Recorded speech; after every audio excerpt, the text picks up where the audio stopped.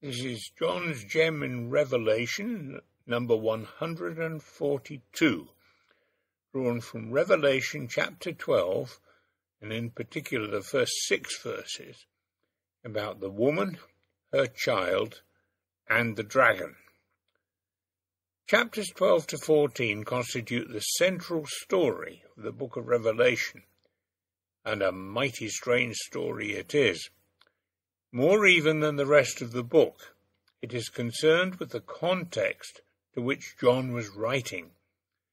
It is about the small fellowships in the Roman Empire, either suffering persecution or fearful that they will do so very soon. That means it is difficult for us to understand and get any good teaching out of it, unless we too are under persecution or liable to be so soon.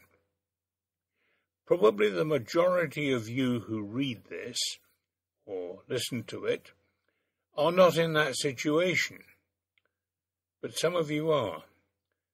So my job is particularly difficult to find any good things for both sets of you. But let's see what we can do. Here are these 6 verses. A great sign appeared in heaven, a woman clothed with the sun, with the moon under her feet, and a crown of 12 stars on her head. She was pregnant, and cried out in pain as she was about to give birth. Then another sign appeared in heaven, an enormous red dragon with 7 heads and 10 horns, and 7 crowns on its heads. Its tail swept a third of the stars out of the sky and flung them to the earth. The dragon stood in front of the woman who was about to give birth, so that it might devour her child the moment he was born. She gave birth to a son, a male child, who will rule all the nations with an iron scepter. And her child was snatched up to God and to his throne. The woman fled into the wilderness, to a place prepared for her by God, where she might be taken care of for 1,260 days.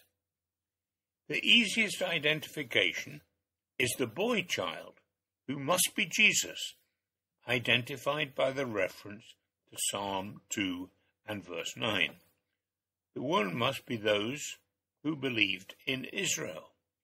She is a sign, and the description and subsequent event meant she cannot be Mary, the mother of Jesus, although that Mary had the great privilege of representing the holy nation in bearing Jesus. The dragon is also known as Satan. He is cast down from heaven, chapter 12, verse 10, an event to which Jesus refers when he says he saw Satan fall like lightning from heaven, Luke chapter 10 and verse 18. There are an amazing number of references to the Old Testament and the Gospels in these chapters. We will look at just some of them. We are seeing again, as we have done many times in this book, that all the problems of earth, particularly those affecting whole nations, are but pale reflections of the troubles there are in heaven. We see nation colliding with nation, driven on by leaders who think theirs should be the greatest, so that they are the greatest. It all looks very earthy.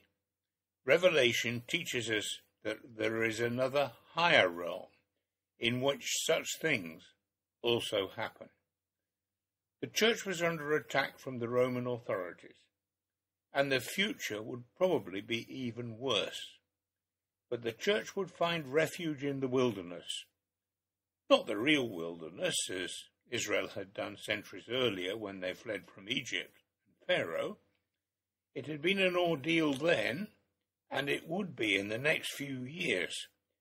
But as Israel, for all its struggles and weaknesses, had successfully come through the wilderness to reach the promised land, so the people of God that John was writing to would come through all their difficulties to be with the Lord eventually. And how long would it take? 1,260 days is 3.5 years, with just 360 days in a year. A bit of a mistake.